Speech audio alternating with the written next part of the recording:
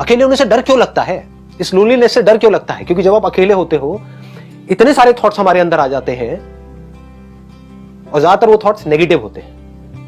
यही प्रॉब्लम है। बट अगर आप अकेले में बैठे हो और अंदर जो थॉट्स आ रहे हैं वो कमाल के हैं, वो ऐसे हैं कि आपका नॉन स्टॉप एंटरटेनमेंट हो रहा है, मजा आ रहा है आपको, मतलब थॉट्स की वजह से ही अंदर हंसी आ रही है, तो क्या होगा? आपको खुद के साथ में मजा आएगा, अकेले होने का डर निकल गया। प्रॉब्लम बाहर नहीं है, आपके अपने अंदर ही है। दुनिया क्या कर रही है? बाहर चीजों को इकट्ठा कर रही है, बाहर लोगों के साथ में जुड़ रही है, सब कुछ बाहर कर रही है और सोच रही है कि हमको खुशी मिलने वाली है। वहां मिल ही नहीं सकती जी, इम्पॉसिबल। कोई भी पर्सन ब्लैक और व्हाइट नहीं होता है, ब्लैक एंड व्हाइट होता है। उसमें कुछ अच्छाइयां भी होती है, बुराइयां भी होती है। तो बाहर आप किसी से भी जुड़ोगे तो वहां पर प्लस भी है, माइनस भी है। प्रॉब्लम क्या है? आपको माइनस नहीं चाहिए, सिर्फ प्लस चाहिए। वो बाहर हो नहीं सकता है। बट अंदर की दुनिया ऐसी है जहां पर आपका पूरा कंट्रोल है अपने ऊपर। इसके मैं आपको कुछ आइडियाज दे सकता हूं कि ऐसा कैसे होगा। नंबर 1, लाइफ को लाइटली लेना शुरू करो। हम बहुत ज्यादा स्ट्रांगली कुछ अपने बिलीफ्स बना लेते हैं और वहां पर जाकर के फंसे पड़े होते हैं। उन बिलीफ्स की वजह से लड़ाई झगड़े हो रहे होते हैं। फॉर एग्जाम्पल, अगर आपने अपने अंदर माइंड में ये पकड़ लिया कि वेजिटेरियन होना ठीक है, किसी और ने पकड़ लिया नॉन वेजिटेरियन होना ठीक है, तो इन दोनों की आपस में लड़ाई होगी या प्यार मोहब्बत होगा? लड़ाई झगड़ा होगा। और आपने क्या पकड़ा अपने माइंड में? आपने कुछ भी नहीं पकड़ा। आपने कहा भाई तुझे नॉनवेज होना है नॉनवेज हो जा, वेज होना है वेज हो जा, जिसको खाना है खा ले, बस मुझे मत खाइयो। मुझे छोड़ दियो। सिंपल हो गया। देखो क्या हुआ, एक सीरियस प्रॉब्लम 1 सेकंड में खत्म हो गई।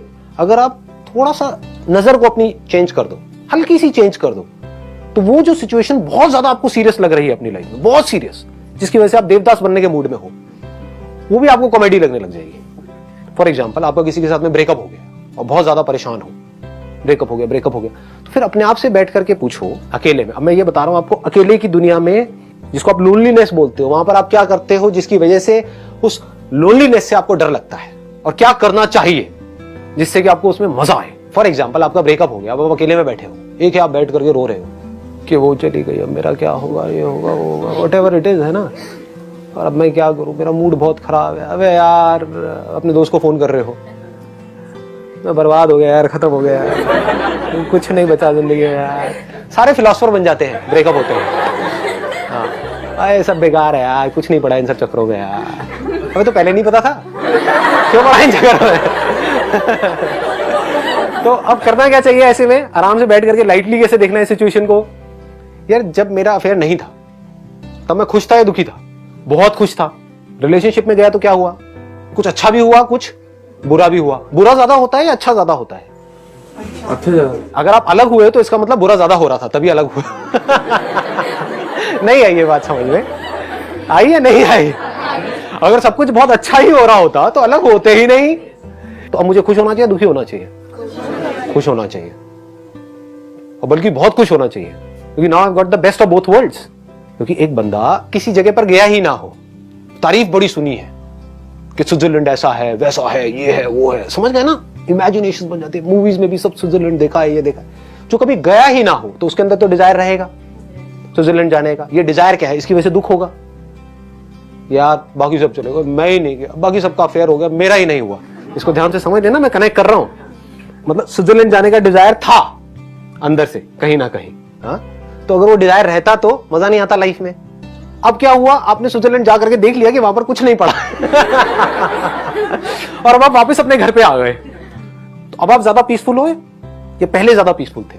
अब तो ज्यादा होना चाहिए। चाहे एक्सपीरियंस कैसा भी रहा स्विट्जरलैंड में, बढ़िया रहा, बेकार रहा, वो एक अलग टॉपिक है। वहां पर आप गए थे कुछ अच्छा सोच करके, लेकिन जा करके देखा यहाँ पे कुछ खास नहीं है। शिमला भी ऐसा ही है, मसूरी भी ऐसे ही है।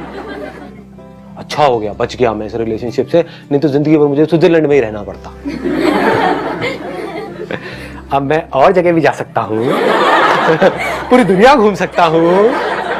हाँ, इतनी कंट्रीज है, व्हाई नॉट? फिर पूरा घूम करके, पूरी दुनिया घूम करके फिर फाइनली डिसाइड करूंगा कि मुझे कहाँ सेटल होना है। क्या पता फाइनली मैं डिसीजन लूं शिमला ही बढ़िया है, मतलब किसी के साथ में जाना ही नहीं है, व्हाई नॉट? किसी से जुड़ना ही नहीं है, शादी करनी ही नहीं है, जबरदस्ती करनी है क्या? क्यों करनी है? किसी किताब में लिखा है इट्स नॉट मैंडेटरी, हो सकता है, व्हाई नॉट। बट ये भी हो सकता है कि हाँ कहीं पर कुछ ऐसा आपको मिले, कोई एक ऐसी जगह मिले आपको, यार ये तो शिमला से बहुत बेटर है, ठीक है रहो। तो अगर आदमी ऐसे सोचने लग जाए, आदमी औरत दोनों, तो कमाल का कुछ हो सकता है माइंड के अंदर, फिर बड़ा मजा आता है लाइफ में। आप किसी भी सीरियस से सीरियस प्रॉब्लम को भी हंसी मजाक में उड़ा दोगे। ब्रेकअप मीन्स नॉट जस्ट के जहां पर एक गर्लफ्रेंड बॉयफ्रेंड है उनका ब्रेकअप हो गया है। ब्रेकअप का मतलब अगर सिंपल वे में बोला जाए, दिल का टूटना। दिल कब टूटता है? तब नहीं जब हम किसी को छोड़ते हैं, समझ गए ना। उसको भी लोग ब्रेकअप समझ लेते हैं, अरे वो ब्रेकअप थोड़ी, वो तो बढ़िया फन है। आपने उसको छोड़ा किसी और के लिए तो वो तो बढ़िया है, that is not breakup. Breakup मतलब आपका दिल टूट गया है। दिल कब टूटता है हमारा? जब हम किसी के साथ रहना चाहते हैं लेकिन उससे हम अलग हो जाते हैं किसी वजह से। उसने धोखा दे दिया, उसने ना बोल दिया, या हाँ हो जाता है कि मम्मी पापा ने, हाँ उसके माँ बाप ने मना कर दिया, या डेथ हो गई किसी की। ये सब आ गया ब्रेकअप के अंदर। और अगर इसको और ब्रॉड कर दिया जाए तो सिर्फ यही नहीं आया कि अगर आपने मेरे सेशंस को ध्यान से देखा होगा तो मैं कोई पर्टिकुलर चीज के बारे में बात नहीं कर रहा होता हूँ, करता हूँ एक चीज के बारे में, लेकिन पूरी लाइफ उसमें आ जाती है। मतलब लाइफ के हर एस्पेक्ट को हम उसमें कवर कर लेते हैं। तो ब्रेकअप मतलब सिर्फ यहां तक नहीं, दिल हमारा कब टूटता है, हमारा कोई डिजायर है, बर्निंग डिजायर है, ये हमको चाहिए चाहिए चाहिए, नहीं मिला, दिल टूट गया ना। हमने अपनी मर्जी से उस चीज को छोड़ा, चीज को या इंसान को, तो दिल नहीं टूटता है। जैसे अपना मोबाइल आपने पुराना एक्सचेंज कर दिया नए मोबाइल के लिए, तब दिल नहीं टूटता है। लेकिन आपके नए मोबाइल को कोई लेकर के भाग गया आपसे छीन करके, तो दिल टूट जाता है कि नहीं? तो ये ब्रेकअप है। या you want to say something? या इनको माइक। जो भी हम ये ब्रेकअप की बात कर रहे हैं तो इसकी हम इवेंचुअली एक क्रक्स निकाल सकते हैं, that life becomes meaningless. And में इसको हम ऐसा कह सकते हैं। तो मैं जनरलाइज करके नहीं कह रही, what I have done is like other people also do it, कि दे बिकम राइटर्स, पोएट्स। तो वो एक नया डायमेंशन देता है माइंड को, जिससे ये सब सारा कोप अप करने में डेफिनेटली हेल्प मिलती है। Exactly, let's give a big hand for her. Please have this is something very interesting कि जब ऐसा कुछ होता है हमारे साथ में तो उस टाइम पे क्या होता है, अंदर एंगर होता है, फ्रस्ट्रेशन होता है, बहुत कुछ होता है। तो एक एनर्जी होती है, और एनर्जी कभी पॉजिटिव या नेगेटिव नहीं होती है। Energy in itself is neither constructive not destructive. जैसे इलेक्ट्रिसिटी है, वो क्या है, कंस्ट्रक्टिव है, डिस्ट्रक्टिव है, डिपेंड करता है हम उसको कैसे यूज कर रहे हैं। तो अब अगर उस टाइम पे इस एनर्जी को हम कंस्ट्रक्टिव तरीके से यूज करें, ब्रेकअप मतलब क्या, दिल टूटना मतलब क्या, एक क्राइसिस सिचुएशन, बहुत बड़ी, और जितनी बड़ी क्राइसिस उतनी बड़ी एनर्जी।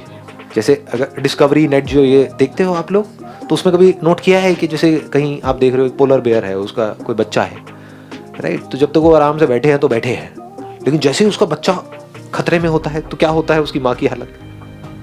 जैसे सामने से 4 भेड़िए आ रहे हैं, वो चारों को डिफीट करने लायक हालत में होती है उस टाइम पे, अकेली। वैसे देखो तो मजे से चल रहे होते, बैठी है ये। तो 2 अलग अलग एनर्जीज हैं।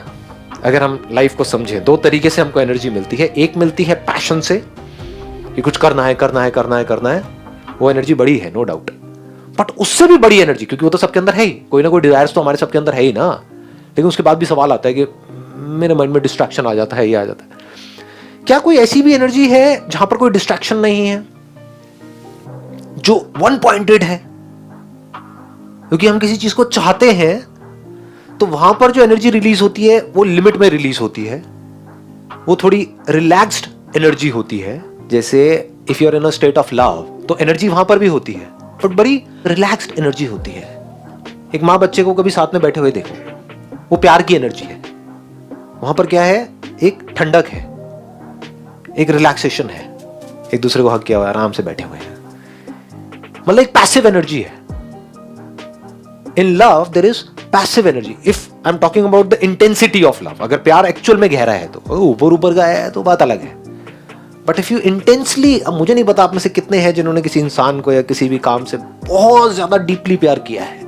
किया होगा तो वो मेरी बातों से कनेक्ट कर जाएंगे, किया ही नहीं होगा तो थियोरेटिकली ये सब क्या है, तो ठीक है, उनको नहीं समझ आने वाली।